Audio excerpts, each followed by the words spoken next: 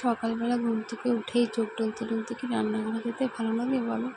কিন্তু কী করা যাবে, সকালবেলা উঠে তো বরের অফিস আছে, রান্না তো করতেই হবে।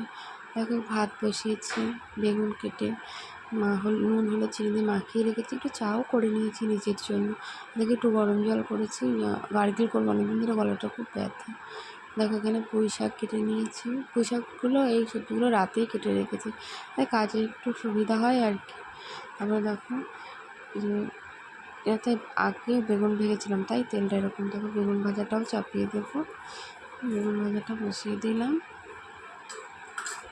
তারপরে আস্তে আস্তে বেগুন ভাজা হয়েও এসেছে।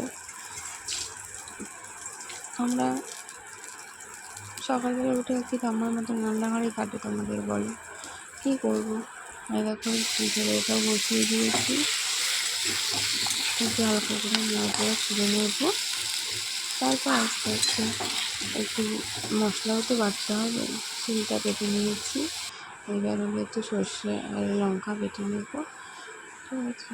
তারপর সবজিটা আমি খানিকটা ভাজা হয়েছে, এটা পুঁই শাকটা দিয়ে দিয়েছি, আর পুঁই শাকটা দিয়ে একটু নুন দিয়ে দিয়েছিলাম, সেটা ভিডিও করা হয়নি।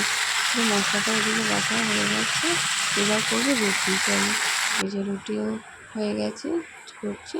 চলো রাখি এবার।